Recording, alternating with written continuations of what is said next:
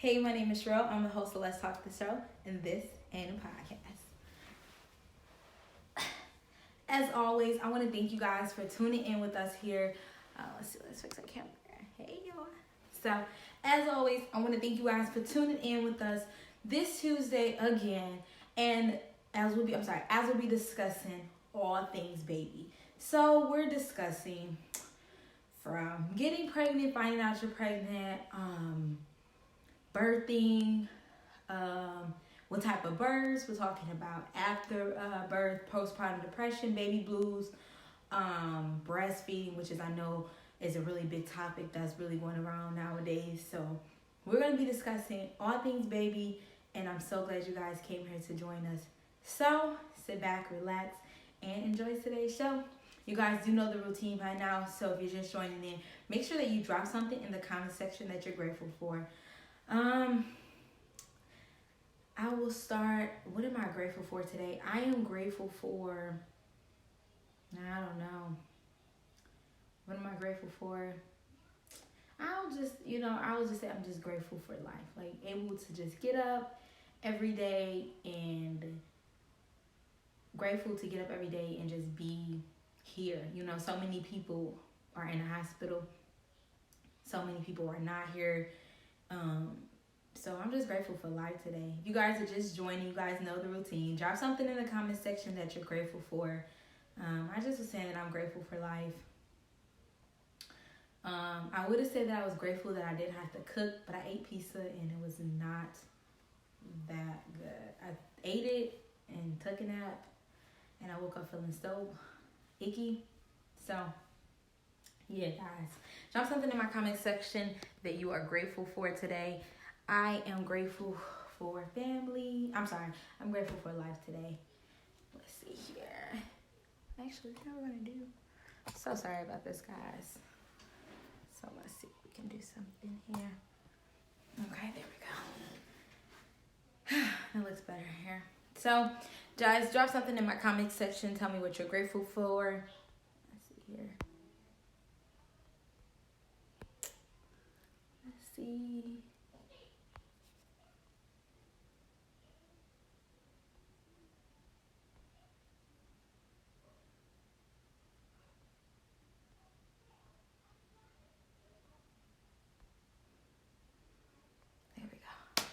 So, if you guys are just joining, Akila said, I'm grateful for life. I'm grateful for my family and close friends.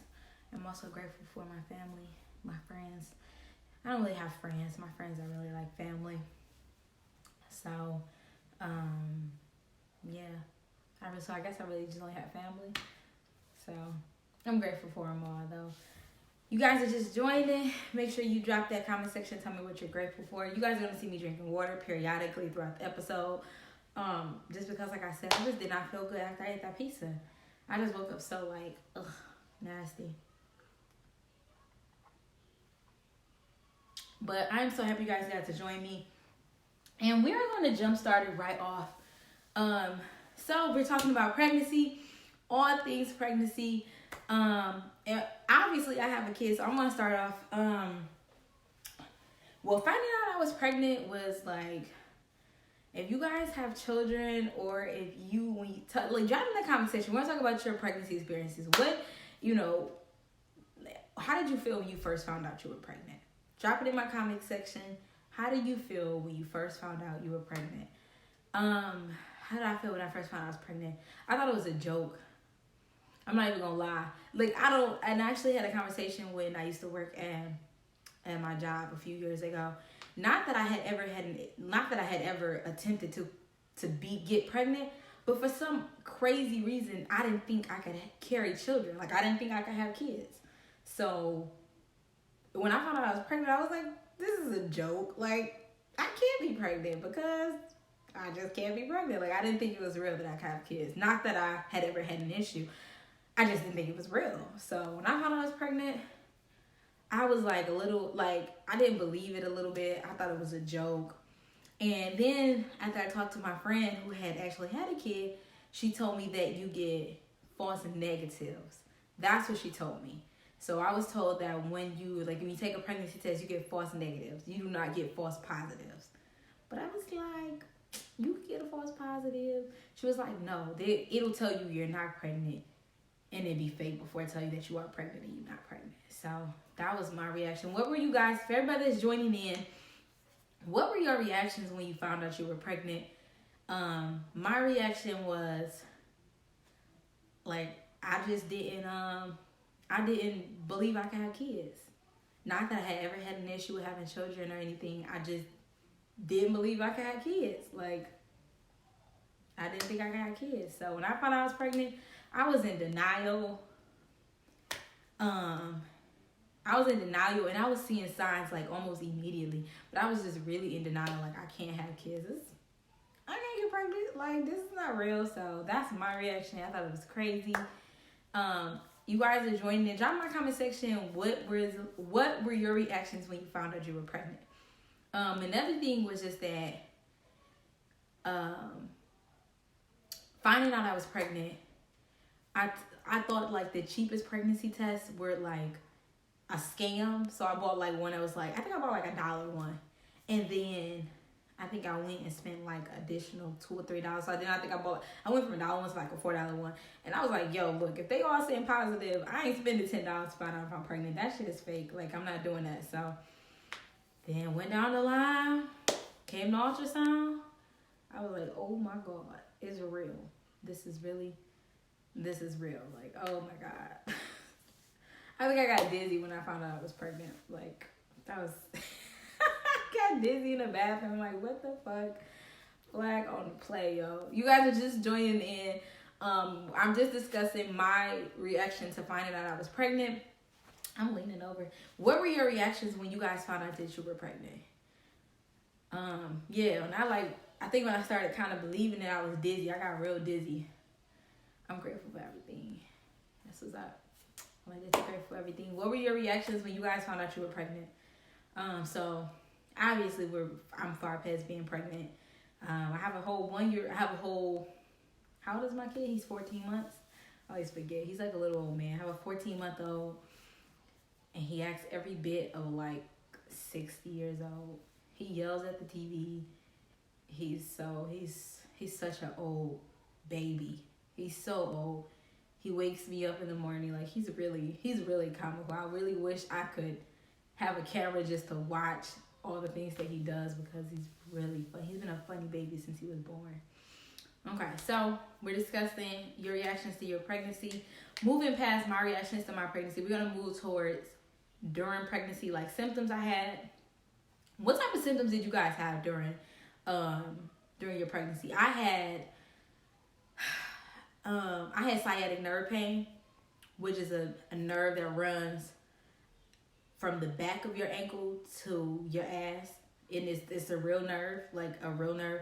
I legitimately could not walk. It was like, I could not walk. I would move, or just the thought of moving would irritate the nerve, and it would shoot up my back, and I couldn't move. Like, one day I legitimately had to call off work because I could not move. And I would be at work limping. And when you're a pregnant woman limping, people are always so worried about you. Yeah, like, what are the symptoms that you guys have? I found out at work when nipples started hurting so randomly. I literally tweeted, pregnant or have breast cancer. I know that's what that says, but the cancer is more than likely. Whole time it was my boy. Wow, you found out at work? I would have fucking lost my mind if I found out I was pregnant at work. I would have accidentally, like, probably quit, like, just freaked out and quit. I would have found out I was pregnant at work. Oh my gosh. I would have quit. Like, I would have been like, I would have lost my mind, bro. Yeah. That's crazy. You better than me, because I couldn't do it at work. I would have been like, I gotta go home right now. Like, what type of what type of symptoms or like things did you go through during your pregnancy? I said I had sciatic nerve pain. It's a nerve that shoots from your back of your ankle to your ass. And when you're pregnant, all things go. So my son was laying on that nerve, and it would cause me to be unable to walk. So for 2 weeks and some change, like on the weekends, I don't think those weekends I would move. I couldn't move because my son was sitting on the nerve, so it hurt so bad. Another thing, my son was kicking me all in my ribs. That was another big thing that I had a lot of pain with. My son was 19 inches when he was born, and he only weighed 6 pounds. He was 6 pounds, 6 pounds, 15 ounces, 19 and a half inches. So imagine, I mean, I was obviously bigger, but he was so long. He was always in my ribs. So that was something I suffered from. Extreme appetite. I mean, like a real very strict appetite. I had to eat the same thing over and over. I remember one day I got so sick, I wanted to, I had wanted some orange juice. I think that's what it was. I wanted orange juice. And I was like, oh, orange juice would be so good. And I got in the grocery store in the aisle of orange juice, and I was ready to throw the fuck up. Like, I didn't smell the orange juice. I just saw the orange juice, and I was like, oh, hell no. I don't even know what was wrong, but I almost threw up from the sight of orange juice. Like, I was very, like, just really sensitive to stuff like that. Let's see. I didn't have any symptoms with my son at all besides that one nipple hurting, that one time, but when my girl was sick every single day and in pain every single day until she came. Wow. That's crazy. You have none with your son? Man, my son was whooping my ass. He was whooping my ass. I was swollen. Like, I gained, usually they want you to gain, I think they said between 25 and 30 pounds in your first pregnancy. My normal weight is 135. I clocked out at 200 at the end of my pregnancy. To be exact, I was like 199.8. That's what my starting weight was 130, 135, somewhere in there. My weight always goes up, give or take 5. So it's like 125, 135 between there. And by the time I was giving birth to my son, I weighed 199.8 pounds. I had gained well over 60 pounds in my pregnancy. So I was really big. I was really swollen. I had a lot of water retention in my body. So like after my pregnancy, I was just sweating so much. It took me like a week and probably like close to 2 weeks before all that water had just come out of my body. There was so much water that my body had kept in. I was very sick in the beginning. I thought I had the flu. In fucking May. That's how fucking stupid in denial I was. Like in May, I was working at Kohl's in Lake Orion, and I was so sick, and I'm like, what the fuck? I gotta catch something. I've caught something. What did I catch from? I used to work like white people, so they were always around there like sneezing on shit and touching shit. I'm like, I done caught something from these people. They done gave me something. Whole time it was a baby, and that was the first trimester. After my first trimester, I had pain and swelling, and then I was good. If you guys are just joining, what were some signs that you were pregnant? What was your first reaction? What was it? What any symptoms or cravings did you have throughout your pregnancy? And that's where we're caught up at. Any other things like that happened to me during my pregnancy? I don't think so. I think that was really much just like the sciatic nerve pain, like being a real picky eater. That was like pretty much it. I didn't really have any anything unusual or any outlandish things that I wanted. I know that that was pretty much it. Moving past that, going towards giving birth, I would say that if you are pregnant or looking to get pregnant, it is very important that you research your options when you decide to give birth. I know that I received an epidural for I had an epidural. So an epidural, the way they give it to you is very similar to how they give you IV fluids, in the sense that originally, like years ago, what they used to do when they gave you fluids through your hand or however they did it, what they would normally do is stick a needle in you, and the needle would remain in you, which is why they did not want you bending your arm up, or which is why they would, they didn't want you bending your arm because that thing goes beep, beep. So originally, years ago, it would be a needle still stuck in you up until probably like the last, I don't know how many years. What they did was they would poke you with a needle, insert a little tube through that needle, take the needle out, and the little tube would remain in you. That's how it's been going. So that's how they do when they give you epidural. That's how they do it. They basically poke you with a needle. Inside that needle is a little hole. They funnel a little tube through it, and that's how you continuously get medicine with an epidural. So I got one for my pregnancy. I had an induced labor, and I say this to say, be as educated as you possibly can when it is time to give birth. It is very important that you know your options. I was really blessed with what I feel like was a transparent doctor. And I know that's borderline a fucking oxymoron. My doctor was very open to giving me advice and giving me all the options. Like once I went in to have my son, I knew about other medications that I could ask for prior to asking for an epidural. I want to say it's dopamine. I think that's the name of that's one, like there's a, like levels of medication, a pain medication that you can receive before you get an epidural. Most people don't know that, but if you ask, they can tell you, oh, you can get this or you can get that before you have an epidural. But for the same for me, it was easy and quick with my son. 3 hours total, no drugs. But my girl tried to kill me during labor. I got the epidural, but in hindsight, I shouldn't have. Yeah, so yeah, you can, there's so many options, so many things that you can have done if you just ask. Like, I think that a lot of times, especially in those type of situations when you don't know, you kind of become, hospitals can be really intimidating. Doctors can be very intimidating. But as long as you're persistent and you keep pushing, you are going to get the answers that you're looking for. So I asked because I had done research. Me and my sister were pregnant at the same time. My sister gave birth a month and some change before I gave birth. So me and my sister exchanged a lot of information. And my sister as well did a lot of research. So I was able to research and find out drugs I can get prior to receiving an epidural, which are the drugs that I did receive prior to getting an epidural. Another thing is with an induced labor, unless you really have like a high risk labor or a high risk pregnancy, you don't have to be induced. That is usually your choice. But the way that doctors present it is almost like you don't have a choice. So when you have an induced labor, basically they kind of have you come in at a certain time, or they'll tell you that, if they don't come by this day, we want to induce your labor. And usually they try to tell you they don't want you to go too long because your chances increase for a stillbirth, which are true. But it's not as high as they make it seem. That's another thing. And you really have to do a lot of research on the facts and statistics behind stillbirths and after how high the percentages go up, how high the risk increases after a certain period of time. That's another thing that, scared me and made me want to be like, okay, I need to go get induced labor. You have to really do a lot of research on how high the risk become after, I think it's 40 weeks you go? I don't know. I think it's like 40 weeks or 41 weeks. So I had an induced labor. If you guys have had induced labor or any, or if you had a vaginal birth, C-section birth, drop in my comment section what type of birth you have with your children or how many children you have. I had induced labor.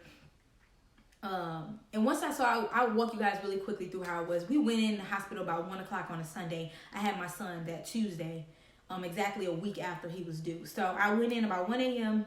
I was having no signs of labor. My son, I was actually having induced labor because my son was still so high up that my cervix hadn't dilated. It hadn't thinned out. It hadn't opened or anything. So that's why I was having an induced labor. My water hadn't broke. My mucus plug did come out, but that was about it. No action or anything after that. Shortly after getting to the hospital, I think I freaked myself out enough that I started going into labor. So the first mistake that I made was not voicing that I didn't need any medication, because when you have an induced labor, they give you what they call Pitocin, and some other things. Basically, an induced labor is that they speed up the natural process, and that's where things kind of start to go south. Typically, with an induced labor, if your body reacts really well, your body won't need a C-section. If it doesn't react really well, you're probably going to need a C-section. A Pitocin, I believe, I could be saying these names wrong, but I know Pitocin is something that they give you. They give you a medication. What basically does is speed up the natural process, thinning out your cervix, those type of things. So that increases your contractions. That prepares, the body to give birth.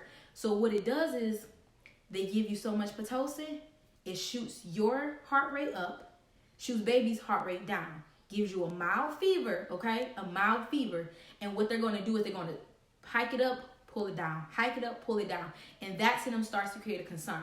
And people are like, how do you know this? Well, let me tell you, me and my sister had the exact same type of labor. My sister had an induced labor as well.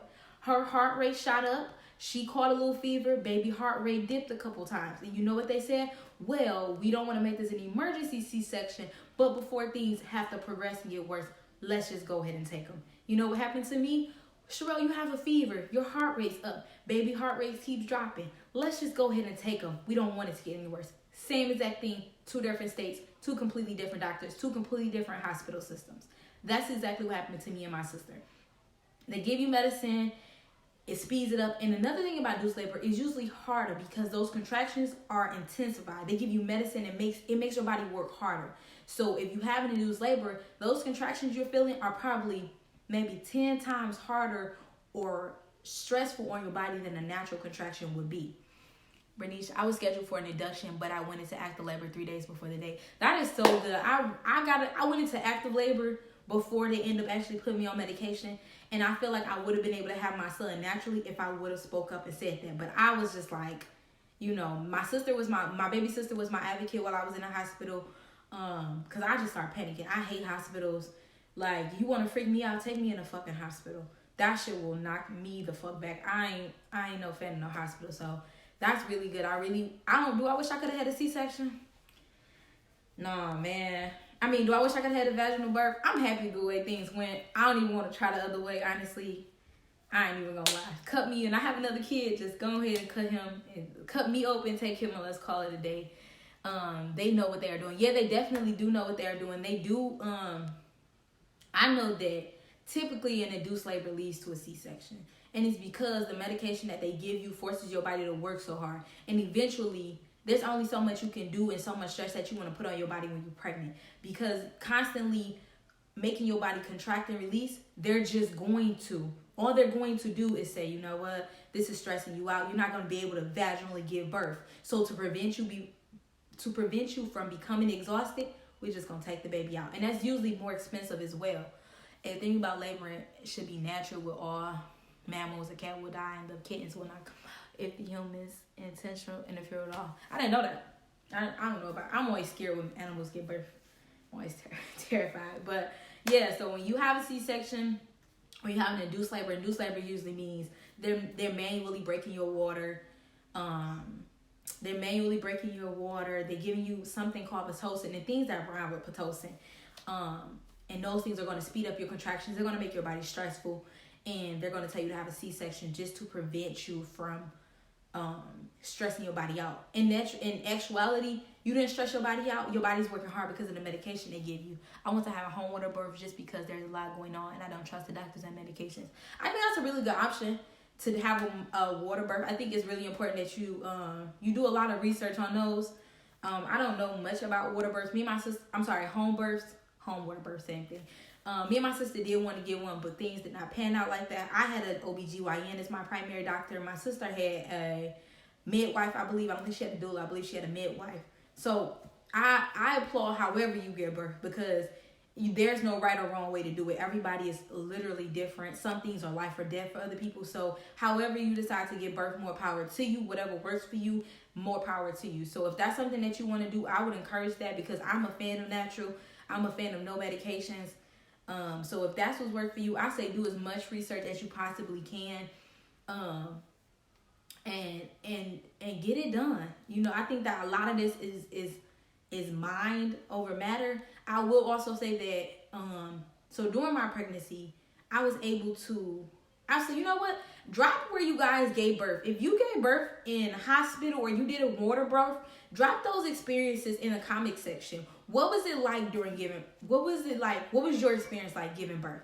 Like, did you have nice nurses? Were they really forceful? Were they warm with you? Drop in the comment section what your experience was like giving birth.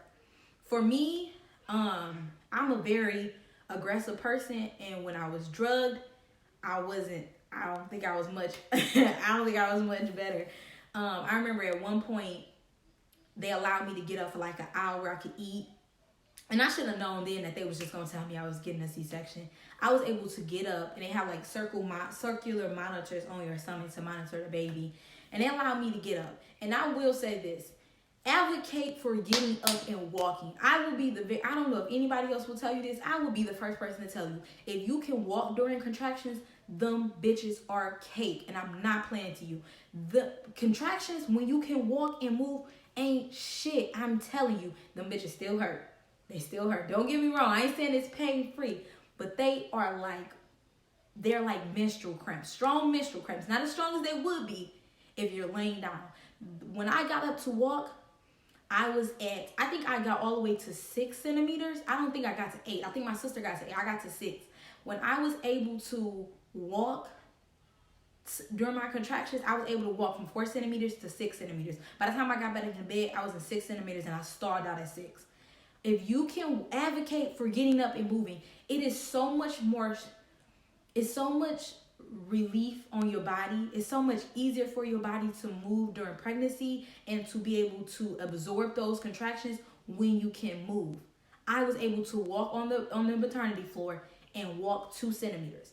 I was stalled out at 4 in the bed in pain, gripping pain, but I was able to walk. Them bitches was cake. And I don't know if I don't think I have that high of a pain tolerance, but them contractions was so easy. Pre-op and post-birth was great, with the exception of 2 failed epidurals, but my post-op nurses were terrible at U of M.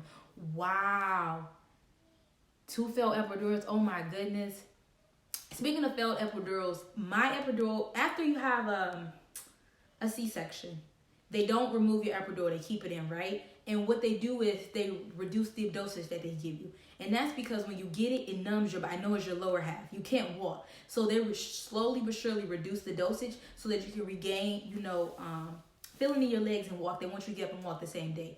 My epidural came out sometime between getting my surgery and having my son. So I was in excruciating pain. And that's another thing. Pain management with Black women in hospitals.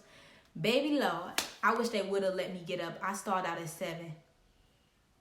Wow, you stalled out at 7? I promise you, Desiree, you probably would have been able to walk to 9. I was in, once I got through walking, they made me obviously get back in the bed. But the lady kind of was like forcing me to get back in the bed. And my sister somebody had to step in like, hold on. We got to like almost tussling because I said, don't push me in no bed. I'm not getting no bed. I refused to get into a bed to a certain degree because it was so excruciating to me. I could walk them fucking contractions down. You want me to sit back in the bed on my ass crawled up in a ball?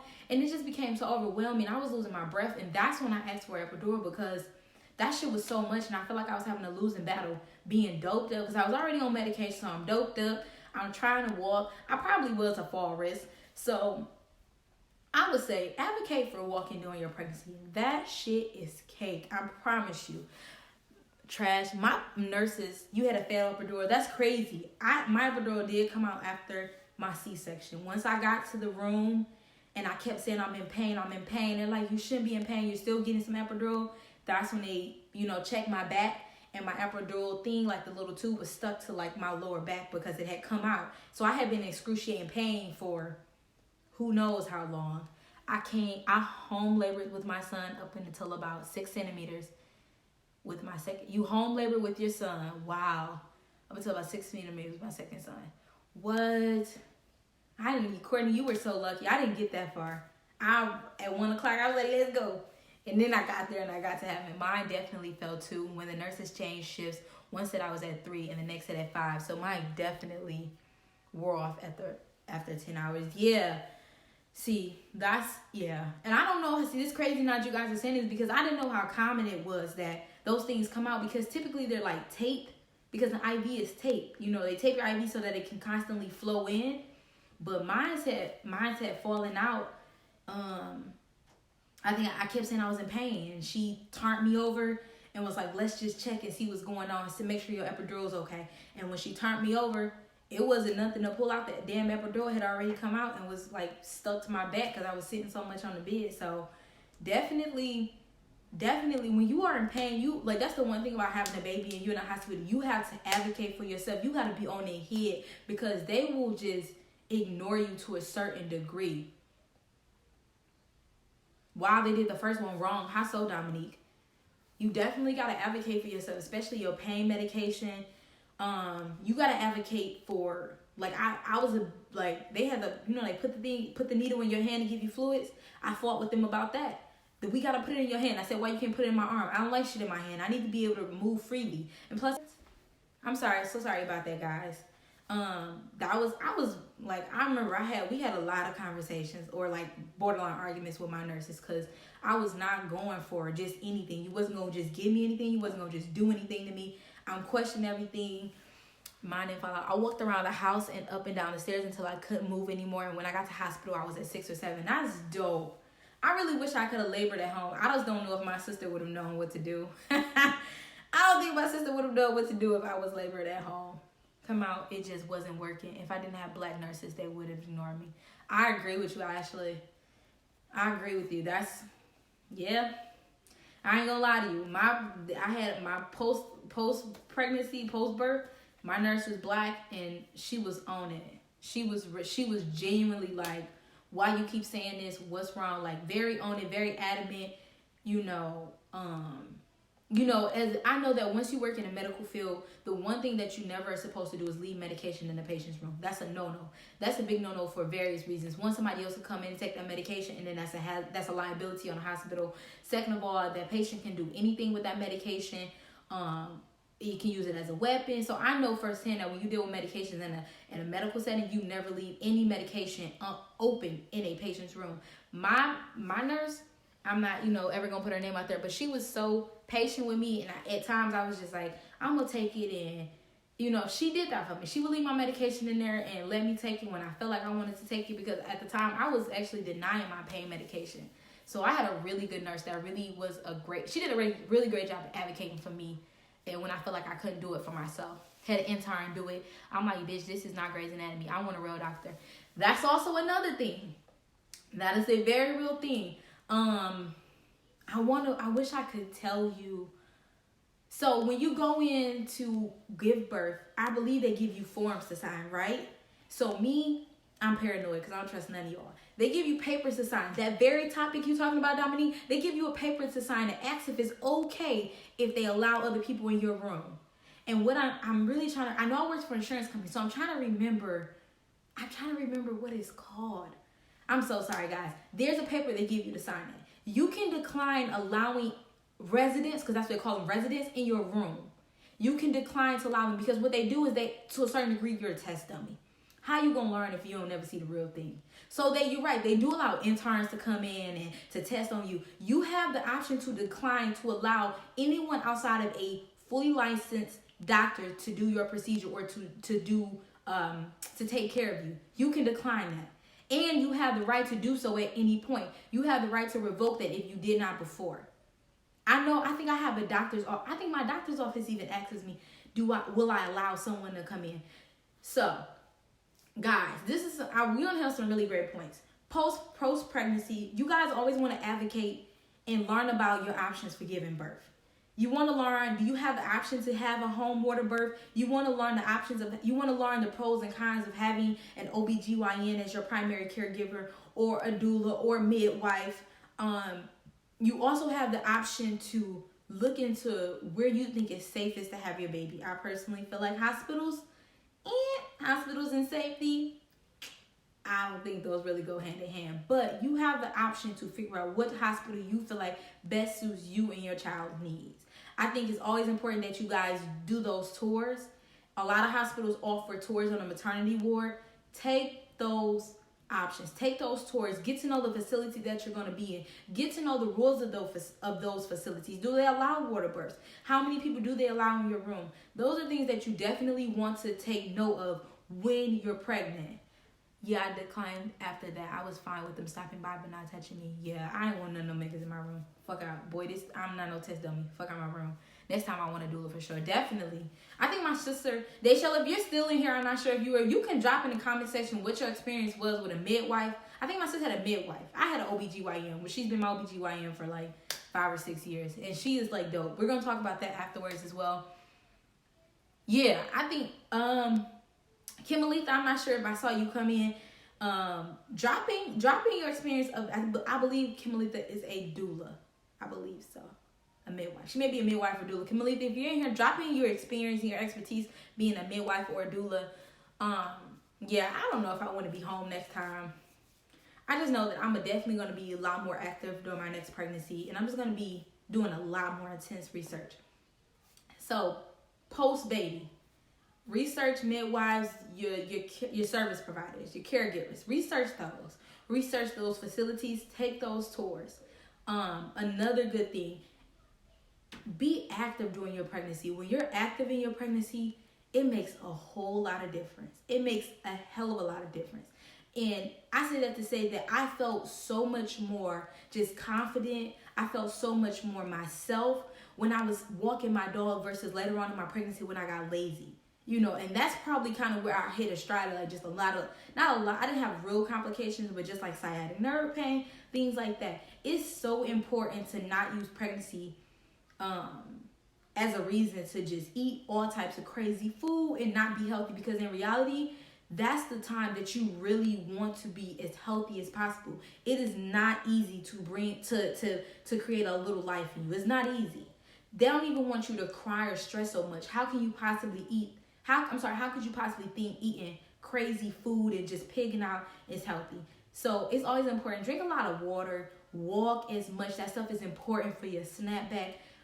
Just be as active as you possibly can while you're pregnant. It is going to help you in the long run. It can only help you in the long run.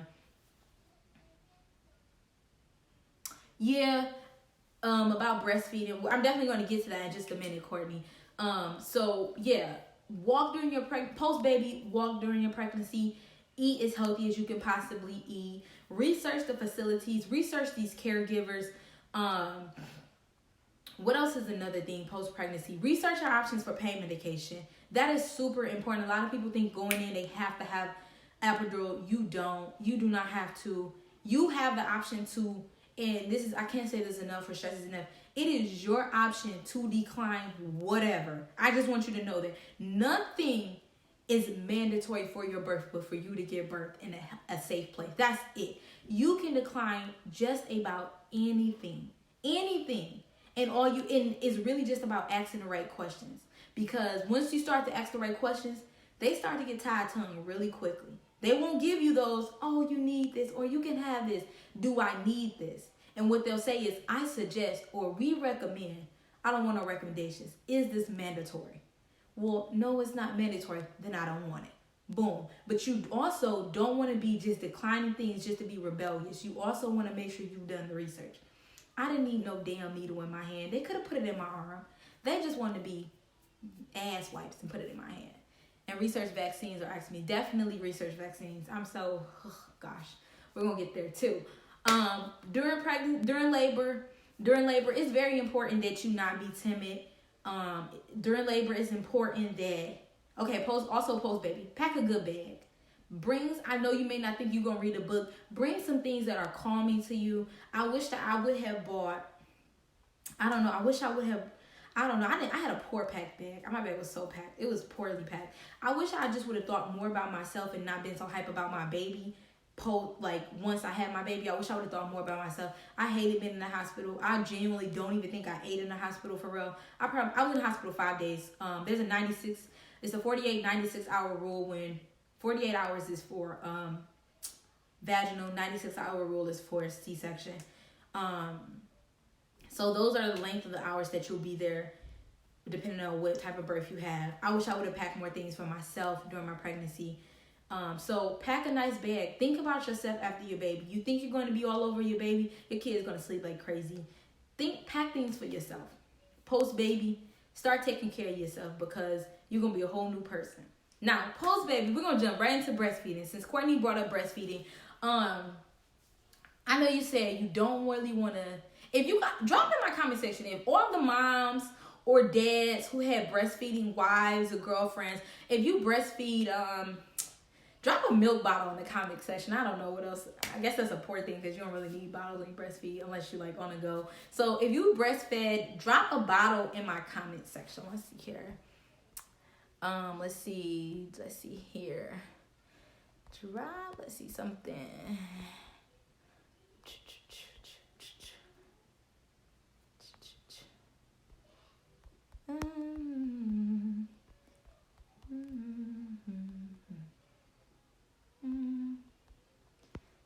Okay. So give me 1 second. 1 second. So if you guys were able to breastfeed, attempted to breastfeed, still breastfeeding, go ahead and drop that in my comment section. Drop a little bottle for me. If you breastfed. Let's see here. So we got, thank you. Right? That made more sense, right? I need to drop the cup of milk. I couldn't think of nothing else. I'm like, a bottle.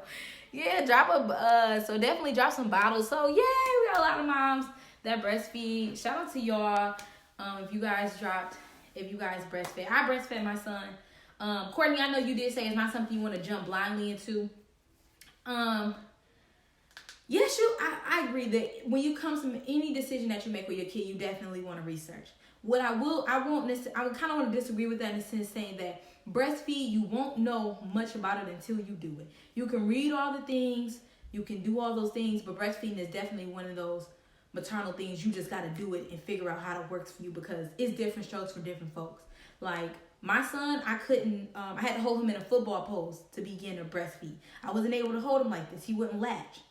I had to hold him like that in a football position is what they call it. Another thing is, I didn't breastfeed on both boobs. I only breastfed off my right boob. And that's crazy. So breastfeeding is definitely, first thing, breast is best. It's the best thing, not only that you can give your child, that you can give yourself. Okay? You saving money. You saving time when you want to sleep. So breastfeeding, baby, look, if you can, do it. No, it's not easy all the time. No, absolutely not. It's probably one of the hardest things you've ever had to do, right? But it is so beneficial to your child and to yourself. I lost so much weight breastfeeding in about, I lost all my weight in about 3 weeks. You know how much, I lost 60 pounds in like 3 weeks. You know how much fucking weight that is? That's a lot of weight. Breastfeeding, breast is best. So if you can breastfeed. Second of all, there are just a lot of downside to using formula for babies. One is what it tastes like. I've tasted that baby formula. That shit ain't good. It don't even taste good. And it tastes kind of weird. You know, of course, I'm not going to like it, but it just doesn't have I don't know. I've had like powder supplements and they weren't like the best, but they didn't taste like metally. I kind of want to say that. It kind of tastes metally. They didn't taste metally to me. But formula, I was like, I don't know. So I ended up switching my kids' formula actually. So if you can breastfeed. You lose weight. You bond with your baby. Your baby gets so many nutrients. Your baby is like, the health of your baby is going to be, and this is statistically proven, the health of your baby versus a non-breastfed baby is, it's like a landslide, really. And the benefits long term, like your chances of obesity, crazy, because the chances of your child being obese after being breastfed is very slim, because when your body regulates how much milk to make based on how much milk your kid takes. So there's no way that they can overfeed if they only take what they need. Shit is disgusting. Yeah, that shit was terrible. It kept me from postpartum. Shout out to you. We going down postpartum. Don't sure we going down postpartum too. Formula is a steroid powder. I kind of agree with that. I think breastfeeding is awesome, but I feel like you should pump and use a bottle also. If you can breastfeed, there's no need for a pump or a bottle unless you have to go to work. Then obviously your husband can breastfeed, right? If you can breastfeed and you have to go to work, I had to go to work, so I definitely pumped while I was at work. So if you breastfeed and you gotta go to work, you can pump at work. Bring that milk, store it. That's like the truth. Like, breast is best for your baby. If you wasn't able to breastfeed and it didn't work out for you, no harm, no foul. It just didn't work out for you. There's nothing wrong with that. If you decide to have another kid, try again. There's no shame on what. Also, people always feel like it's always breast versus formula. And in reality, there is a right way to feed your kid and there is a wrong way. However, some things just don't work out for everybody. So in case maybe your boobs didn't produce enough milk, or maybe you just didn't, you just wasn't able to do it for whatever reason. Fine, no, nothing's wrong with that. But there is a right and a wrong way to do things. I think that people get so caught up in how they feel. There's a right way and a wrong way. The wrong way is to be giving your baby formula. The right way is to give your child breast. That's just what it is. But if it so happens that you can't do that and your body ain't doing it, no harm, no foul. You give your baby whatever your baby needs so that they can be here. But I'm telling you, if you give your baby breast milk, you're gonna have a much smoother baby. You're gonna be a lot healthier down the line, and a lot of things. You're gonna lose a lot of weight.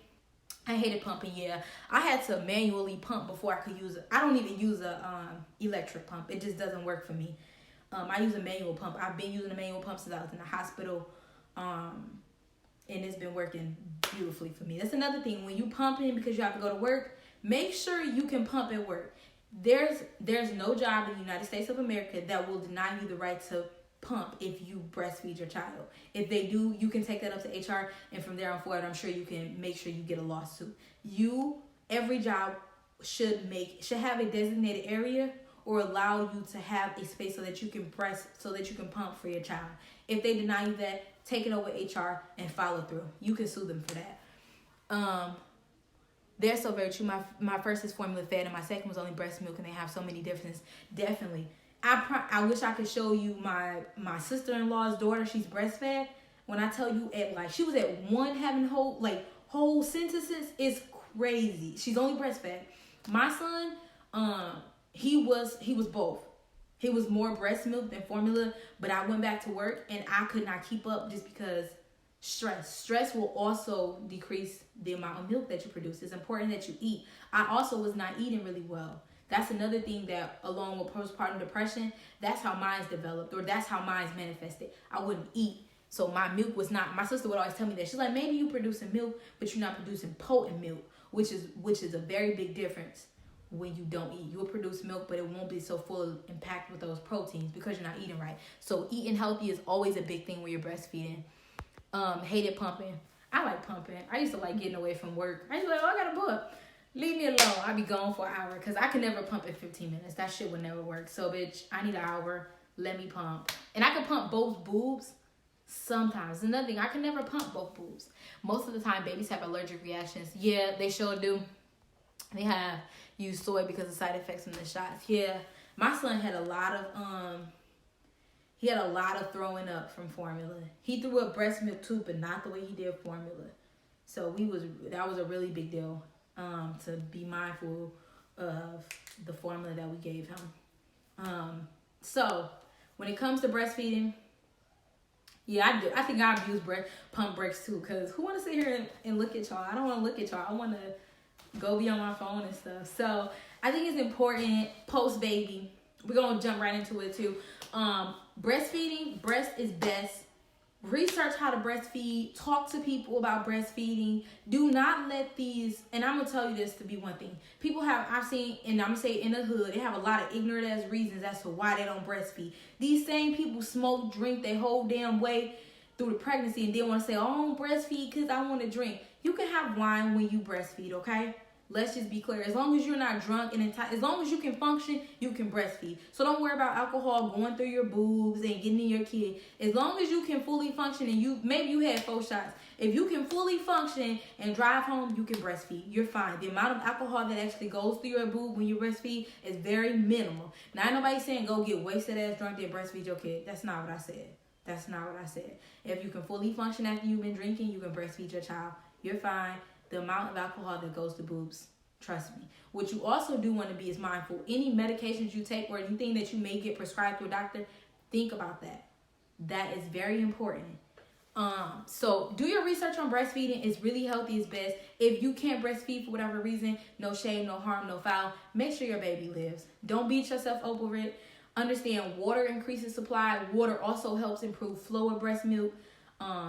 What else? Research the type of pumps. Some people may work better for electric pumps. Some manual pumps work better. I personally prefer manual pump. I hate electric. It's too bulky. It's too loud. I like something quiet and discreet, and that's what I use. Research the type of pumps you like. Usually, if you have government insurance, they'll send you one for free. It may take like a week or so to get there, maybe less. So, and you can always buy them for like $25 to $40 at Target. I just bought another one because I thought I threw the other one away for whatever dumbass reason. But yeah, don't let stupid ass people opinions stop you about breastfeeding. People in the hood have stupid ass reasons, and I'm telling you because it's people with very limited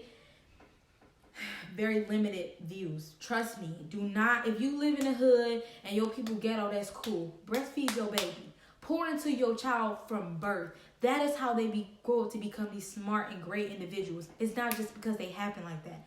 Like, I promise you. Most of the time when people think they don't make enough milk, it's usually false expectations because we're so used to formula. How much formula a baby needs is way more than how much breast milk. Very true. Boom, boom, boom. Very true. Your baby, as long as they're latched, will drink what they need. Don't ever think that you are underfeeding your child. They will drink what they need. Your body will produce enough milk to support your child. However, in the beginning stages, it does take I think it takes 2 days to come in. Because my baby got bottles throughout this first 2 days when he was there. Because your milk hadn't come in. I was pumping a little bit, but it hadn't got the flowing. By the third day, I think my breasts were leaking milk. So that's another thing. Do not stress about how much milk you're producing. You are going to produce it when it starts to come in after birth. 3 days, I think it takes. It'll come in. It'll start flowing. Your baby's going to be there. It's going to be full. Don't stress.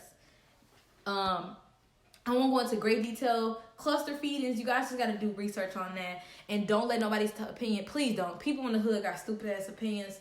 They be so dumb. I'm so sorry. They be so dumb and so uneducated about breastfeeding. They don't do no research. They let their mama and them tell you anything. And those be the people asking dumb ass questions on Facebook. Lord, I'm not even going to go there. If you can find the baby, you can feed the baby. If you can find the baby, what?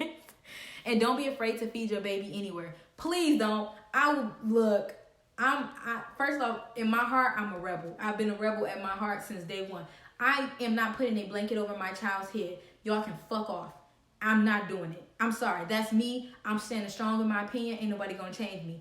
I'm gonna pull my boob out and feed my kid. I don't give a damn where we at. And I'll explain to whomever has a question. Don't be scared to feed your kid. Fuck that. If you feel more comfortable putting a blanket, more power to you. Sometimes, just because titties is a little sexual sometimes, I can see in a room full of old people, it might just be a little more. Maybe. You may feel like that. I don't feel like that. I'm not covering my baby's head. More power to you. Different shows for different folks. But, in my opinion, when you breastfeed, all you see is cleavage. You don't even see a nipple. So, I don't really see what the problem is. I've done it in the middle of Burlington Coal Factory, walking with my baby, pushing a buggy, and people look at me crazy, and I've had to say something. So, all I'm saying is, feed your baby anywhere, everywhere. Anybody that has a problem with you, trust me, there is probably a gang of moms somewhere in the area that is more than willing to defend you. Do not be afraid to feed your baby. Breast is best, okay? There's a lack of education in our community. Need more community-based breastfeeding classes. Kendra, you have never said something more correct. We need more examples of breastfeeding, more stats behind breastfeeding with Black moms breastfeeding. Absolutely, because, like I said, people have limited views on breastfeeding. There's so many misconceptions about breastfeeding. And you know what I will do? I do know someone that's, she's an expert on breastfeeding. I probably will have her, maybe one day we'll put something together and do something with that, with her on breastfeeding. You have to do your research on breastfeeding. Also, don't be scared to ask people. You can always ask, is anybody breastfeed? What can I do to breastfeed? There's always more people than you may think that breastfeed. Even if you don't know anybody in your circle, I think that's one of those questions you can ask on Facebook. Did anybody breastfeed? Don't allow people to scare you into not breastfeeding. Because let me tell you, the same people that's going to tell you, oh, it's so hard, I couldn't do it. The same ones getting up making bottles. You know what I do when my baby is tired or fussing at night and want a boob? I whip a boob out. I'm not getting up, shaking no water, no bottle. I'm whipping a boob out, giving him a boob. I'm going to sleep. He going to sleep. I'm not getting up, making no bottles. I'm not doing none of that. You know what my kid does now? When he wants a boob, I give him almond milk because that's what he drinks now. But I ain't getting up, making no bottle, baby. I'm pulling the boob out and I'm going to sleep. You know how much money I saved when I didn't have to worry about buying formula? Girl, what? And you know how much formula babies go through? Look, if you don't know, you better find out. Babies go through cans of formulas like that. My baby would have went through so many cans of formula if he wasn't breastfeed. Feed your baby a boob. Let me tell you, feed him a boob. He hungry, pop him on, pop him off, go about your day. Trust me, your life is gonna be so much more convenient. It's gonna be easier. It's gonna be economically better on you. Trust me, breastfeed your baby, and you're going to lose a lot of weight. I lost so much weight. Absolutely like an education on it. Breastfeeding was great. 1 a week, 2 weeks, 3 diapers a week. Definitely, breastfeeding does actually help. What I was gonna say, gosh. Once I switched my baby to formula, I did see irregularity in his poops. So breast milk keeps your baby, going frequent. Join the Facebook group for whatever you don't know because the information is out there. Very good point there. If you guys definitely want to find out more about Facebook, look up breastfeeding. I'm not going to say that white moms can't tell you what it's like to breastfeed. What I'm saying is that I'm a Black woman. I like to get my information from Black women who are experts in the field. Look for Black moms that breastfeed. Look for those groups on Facebook. Look for them on Instagram. You can always find the information. Like Dominique said, it is definitely out there. You do not want to I think that is so important that people understand from day one, what you give your child starts to create. They don't just start recognizing these patterns and become these people at 2. They become this baby at 2 because of what you've been doing since they've been born, okay? I'm saying this to say that you can't wait till your child gets to 3 and want to try to teach them a whole bunch of stuff. No, baby. It's building blocks. My son is 1 now, and he's having conversations with me. And I'm listening to his tone. And I can hear when he asks me a question. You know why? Because I've been talking to him before he was born. I was in my stomach, I asked questions. What you doing? How you doing? Stupid stuff. I know it sounds goofy, but I did. But you know what now? When I'm sitting in the bed and I'm waking up, you know what my son does? Dub-dub-dub. And I look at him. Dub-dub-dub. And I don't know what he's saying, but I know it's a question just by the tone. It starts before your child is born, pouring and building into them. It's so important to do that. Mature milk comes in at 3 days. Boom. Mature milk comes in at day 3. Colostrum. Thank you. Day 3, your milk gonna start leaking out your titties. Girl, you better have some pads, because them things is gonna leak. I never been a cover. My family hated. Yeah, my family had to kiss my ass, because that ain't never been in my blood. I don't care. I'm feeding my kid. I told my granny to put a blanket over her own head, because I'm not putting it on my babies. Definitely not. I don't believe in all that. We way more cans of milk than WIC gave for sure. Definitely. You will go through more cans of formula than WIC will ever be able to offer you if your baby drinks formula. Breastfeed. And this is the thing that people got to understand. Your milk, your body's going to produce that milk anyway. You might as well use it. Yes, start them young. You have to pour into the young. There was a support group called on Facebook. Kendra, I'm not sure what the support group is called, but I'm sure you can just find one on Facebook. I don't think that there was a specific one listed. Let's see, Courtney. I apologize. What I will do is I will pin. So let's see. So I pinned Courtney's comment, Kendra. She's an admin in a breastfeeding support group for Black moms. They have over 80,000 members. I advise everyone to join when they want to breastfeed. Her comment is pinned. If someone you know or yourself is looking to breastfeed, interested in information in regards to breastfeeding, I have pinned a comment by Courtney Smith that has all the breastfeeding, that has information on breastfeeding by Black moms. Reach out to Courtney if you need any of that information.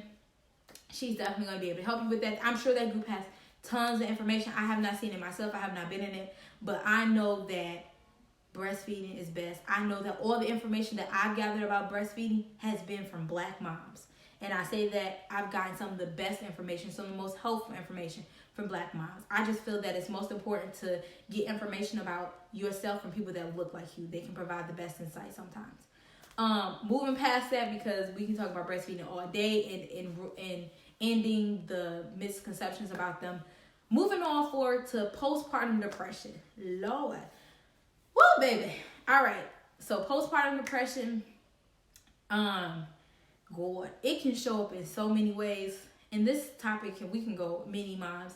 If you have suffered from postpartum depression and beat it, I'm going to ask all the moms to drop a yellow heart. If you've had postpartum depression and you beat it, maybe you're still going through it, but you're coming out of it, drop a yellow heart in the comment section for me. And I say a yellow heart because I feel like yellow is such a ray of sunshine. It's such a beam of light.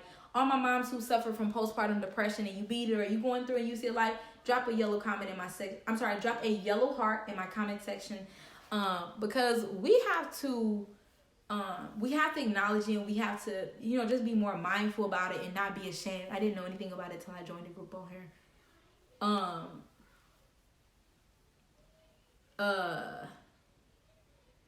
So yeah, drop a yellow heart in my comment section. Alexandria, baby, them edges, girl. Okay, first things first. Black women, we all know that we are adamant. We are very vain about our hair. That is the one thing. Like, your outfit can be it, but your hair ugly, you done killed the day, bitch. You ain't trying to see nobody. You ain't trying to hear nobody. Your hair ain't hitting on it. You ain't feeling it. So imagine, I'm going to say fat, because if you don't snap back in 3 days, maybe you still a little chubby from your baby. Maybe you still got a little water weight. Your face still a little chubby. Arms still a little chubby. And your hair on your edges fall out. Lord, can you imagine? Oh my God. You know what, Alexandria? I just got chills from that, because I remember my hair didn't start falling out until devastated. Okay, postpartum, man, that probably made it worse. Honestly, your hair falls out. Some women experience shedding. What happens when you give birth is that your body rarely releases anything. It really just harbors and retains a lot of things, including it doesn't perform the necessary processes to shed your hair. That's why your hair grows so long, so thick, and so full. And sometimes some women don't experience hair loss afterwards, and if they do, it's very mild. A lot of women, and I believe, if I'm not mistaken, the percentages, 50% of women experience severe hair shedding or hair loss after pregnancy, which is typically normal, and your hair typically grows back. But you don't want to hear that your shit gonna grow back when your shit is coming out in clumps. So I feel you, Alexandria, because my edges came out and my hair thinned out so bad. It was worse than what it was before I had my baby. And that probably even exacerbated postpartum depression. That shit ain't no joke. I don't wish that on nobody. Your hair falling out by the clumps. I have chills because I remember it was kind of windy. I remember coming out and just running my fingers through my hair and pulling just clumps of hair out. And I was like, oh my God. I remember getting chills. Whoo, baby. That hair loss will fucking take you. Hair loss will have you in this bitch like, I ain't no kids. I ain't having no more kids. Ain't another kid coming out. You know what? That alone has me reconsidering ever wanting another. Now that you just reminded me, I don't know if I even really want another kid. Whoo. Girl, look. That just took me to another place. Hair loss is something that most women experience. 50% of women experience after having a baby. It can worsen your postpartum depression. Postpartum depression is depression after you obviously have a baby. It's usually caused by a hormonal imbalance because your hormones are everywhere. Your body's trying to get back to normal.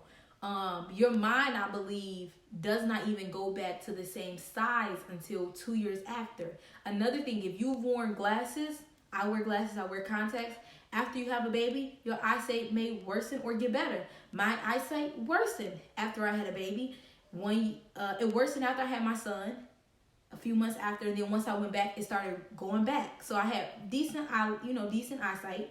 After my son, it got worse. That was like 6 months more. After I went back a few more months later, my eyesight started to revert back. So that's another thing. Postpartum depression and these hormonal imbalances cause so many things, such as what Alexandria said, hair loss, severe hair loss.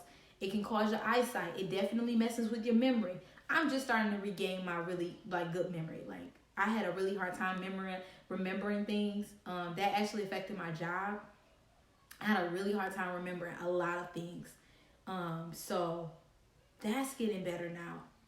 PPD for me didn't start until 7 months after birth when I stopped nursing, and it hit like bricks. That's another thing. See, it doesn't always hit immediately after. That's why it's really important to acknowledge when you have postpartum depression. It's important to acknowledge that you have something going on. It's important to understand you're not a bad mom. It's also important to seek help, because I know mine's really presented itself like, dang, I'm a bit like a lot of I was trying to get out the house every second I could. Like, I could not. I've never been a person to sit still. I didn't have no kids. I was on the go like this, left and right, So to be glued in with somebody crying, that ain't gonna work for me, sis.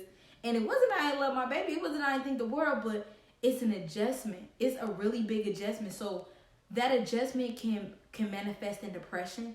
Not understanding everything can manifest in your depression. So it's really important that you acknowledge you have something going on. Do not ignore it. Do not think something's wrong with you. You are fine, but you have to talk to somebody. You have to find positive outlets to get rid of that. If I had not been able to move and go about myself, I don't know what my depression would look like. And I say that to say, yes, so important to acknowledge and understand when something isn't right and seek help immediately with someone you can trust. Definitely. It's very important to do that. And I think that when you become a mom or you become a new parent, a lot of times you feel like, I can't do what I used to do. And I feel like if what you used to do prior to your child is healthy, do that. Like mine, I like driving. I like just getting in the car and listening to music. So you know what I would do? I'd probably be like, can you watch him? I ain't even going nowhere for real. I just want to get in the car and drive. And that was an outlet for me. And that allowed me to be able to come back and mother and parent better. So if you need to, and I say this in the most appropriate way, if you need to just drop your motherfucking kid off and you need to get the fuck out and get some peace, do that. Because nobody can possibly understand what's going on in your head but you. Talk to somebody. Yes, your peace of mind is everything. Don't ever think that you can be a good parent without being good to yourself first, especially as a mom. Because that stress and that depression will manifest into so many more things that you can't possibly think of. That stress will decrease your milk supply when you're breastfeeding. That stress will manifest into you not eating. That stress will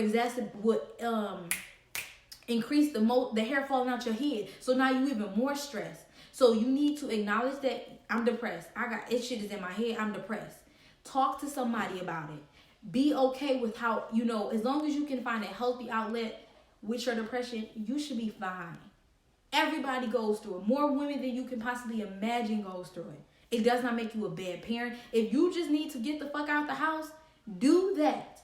Just get the fuck out the house. If you just need to be like, bitch, I just need to sit out here with my friends. I just need to chill out with my friends for a night. Do that.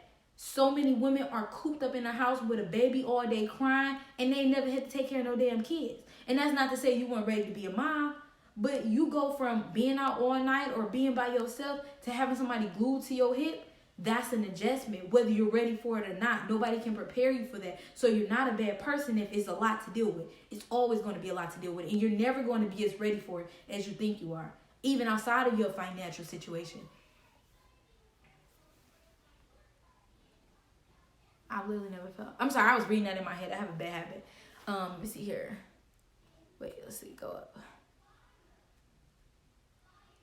Yeah, definitely. When you drop your kid off, drop him off with somebody you can trust. Don't leave your baby with no crackhead. Don't leave your baby with nobody that don't like you.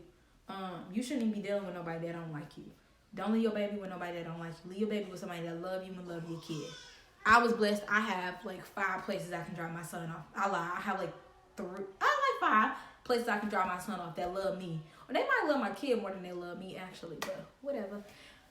You was working 80 hours at DTE, dealing with people moves, getting cussed out constantly about people's bills. It was killing me, literally. I never felt nothing like that feeling before. Yeah, definitely. I think that postpartum will take you to a dark place, especially when you feel like you have to bottle all your emotions. You can't be as sad as you want. You can't be as stressed as you want because you have somebody that's literally dependent on you every second of the day. You get what I'm saying? So it's really easy to get into a place where you can't get out. So you have to, and I say this beforehand, try to establish that support system beforehand if you can. I even say that even if you just need to put your baby to sleep and go outside, put them to sleep where they're not going to fall, obviously. Keep them safe. Take a step outside, just breathe, just get some air, or whatever. Because it's super important that you maintain your sanity, because without that, you're never going to be any good for your kid. You're never going to be any help for anybody else. So, yeah. So it's postpartum. Okay, we got the postpartum. We can go to postpartum all day. I don't know if I really hit on what my postpartum was like. What was my postpartum like? I think I was so used. I think mine was really more so about my physical appearance. I'm like petite. I'm like 5 feet even. Never weighed more than 135 pounds. So and I've always had a very muscular tone. So I've always had a very toned body. So to me, going from being super fit and toned to a fucking 200-pound woman at 5 feet, that was like depressing. I did not feel pretty. I was like, oh, I'm fat. I was literally fat, ugly, and uncomfortable. That's exactly how I felt being pregnant. I hated it. I could not stand it. So once I got rid of my baby, I was like, once I gave birth, I was like, cool. But I wasn't fit no more. I wasn't back. So that really took a toll. And then my living arrangement just was not ideal for me. I just had a lot of things pre-baby and post-baby that has contributed to a lot of postpartum depression for me. And I think that I got to a point where I just decided that, you know what? I think I'm a very self-aware person. I'm a very matter-of-fact type person. So once I got to a point and I said, I'll tell you exactly what the conversation was, and then we're going to wrap it up after this. I got to a point where I said, you know what, this is my conversation in my head. I was sitting in my car and I said, you know what, I'm in a really fucked up position. And I said, you know what, I can't believe I'm this sad. So I decided at that very moment, I said, you know what, okay, this is what I do with a lot of situations I go through, especially when things start to really bother me. I said, if I'm going to be this sad, it's like 2 o'clock, 1 o'clock in the afternoon, I'm going to be this sad the rest of the day. And then I had to check myself, and I said, you in a position you in because this is where you put yourself. So if you want to continue to be sad, but it's not going to get you anywhere. You're just going to feel like this. So I said, I'm going to be sad the rest of today.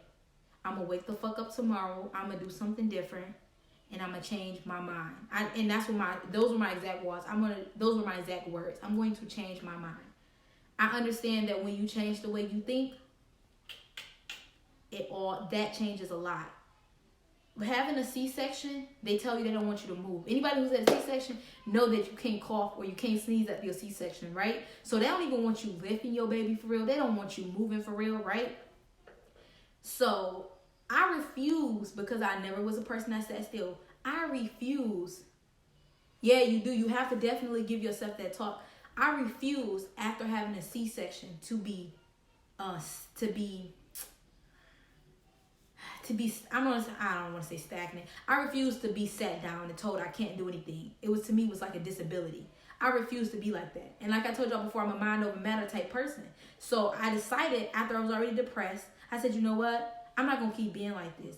I'm going to get up. I'm going to push through this shit, because if I don't, I'm going to be here in another week, and I ain't going to get myself nowhere. I changed my mind that day. I said, you know what? I'm done with this shit. I'm about to be better. I'm changing from I promise you, and I know it sounds like, which is flip your mind. That's just me as a person. I flipped that switch. I said, today, I'm going to be sad. I was sad the rest of the day. I woke up the next day on a whole nother mission. And from that point forward, that's when my healing from a C-section got better. And I do apologize, guys. We got so fast. We didn't even talk about vaginal or C-sections. But yeah, I flipped the switch and said, you know, I'm going to do it better. I'm going to be different. I'm going to be better. I got this. Watch me. I flipped that switch and shit just took the fuck off from there. It was obviously more bumps, but when you depressed like that, you gotta make that conscious effort to get better. That's the difference between the people that sit in it and the people that acknowledge it and want to get through it. You gotta make that effort, because nobody knows what's in your mind but you. You have to say, this is it. I'm going to get better. And you have to be dedicated and committed to that. I was so tired of being down. I've never been that down in my life, ever. Ain't shit ever got me down like that. But after pregnancy, it does that to you. It can really do crazy things to you. I just decided I was tired of feeling like that. And that's not who I wanted to be. And I was committed to that. And I've been committed to that from that day, to move forward, to be a better person, to never go back there. And that alone has kept me where I've never went back, because I didn't want to do that no more. So ladies, don't be ashamed. We all go through it. Make the have that talk with yourself today. Be committed to getting out of the position that you're in your mental state. Say you're going to be better. And every day, wake up and do something different. The moment you change your mind, you really change your reality. When I change my mind and say, I'm just going to start dealing with shit different. I'm going to start dealing with people differently. I'm just going to do this, that, different. Shit started changing. Okay? Change your mind. But we do got to get ready to wrap it up, ladies. You guys do know, before we leave, you got to drop in my comment section something that you are grateful for. I do hope that this conversation has helped many women. I hope that you share it with your friends. I am going to, you guys can always come back to our page and watch this. You can always check it out on our YouTube. Drop in my comment section something you're grateful for. I always love to start with something I'm grateful for and end with something I'm grateful for, especially in times like this. I'm going to say that I'm grateful for this conversation that I had with you, ladies and gentlemen. I think it was a little therapeutic for myself. So drop in my comment section something that you're grateful for. I'm just grateful to have had this conversation with you guys. You can drop a bottle in there for, if you breastfeed. You can drop a yellow heart in there for me. I really hope that you guys enjoyed this conversation. I hope that you share it with someone. I hope that you take something from this, or you learn something from this. I hope that it was therapeutic for everyone that shared their experiences here. I do hope that you share this with your friends. I hope that you do whatever with this video. I think it's important that we have these conversations with women, that we have these conversations with Black women. So before we go, can I get about 3 people to drop in my comment section something y'all grateful for before we head out? I wanna wrap the show up. I wanna know what some people are grateful for. I know I got 9 viewers here, maybe a little more, maybe a little less. Drop in my comment section something you are grateful for. I'm grateful that I had this conversation with you guys today. I feel like it was very therapeutic to have it with you. Can you guys drop something in there for me? Just waiting.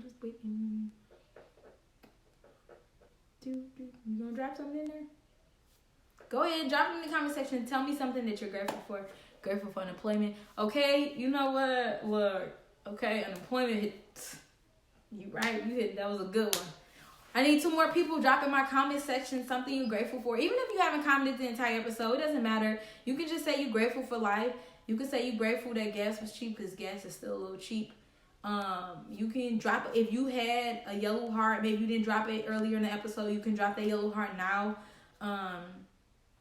Let's see, what else? Or if you breastfed, you can drop that in my comment section. Can I get 2 more people to comment something that they're grateful for before we head out?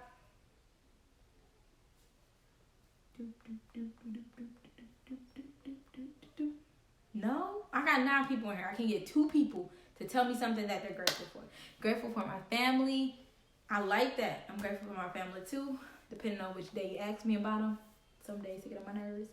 All right, can I get 1 more person to drop in my comment section what they're grateful for? I got 9 people in here. One more